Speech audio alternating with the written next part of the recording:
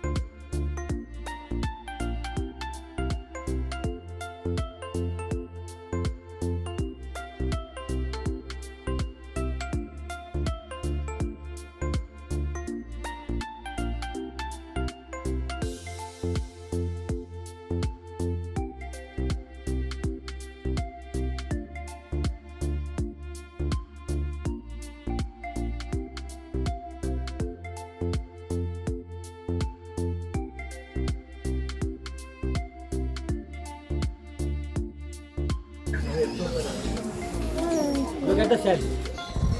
Do you know, guys, this shell is made up of which compound or component, this substance? Keratin. This shell is made up of keratin. The same substance of fingernails and our hairs are made up of. Even a rhinoceros bone is also made up of keratin. So we guys can make a gentle touch like this. Do not tap, no tapping.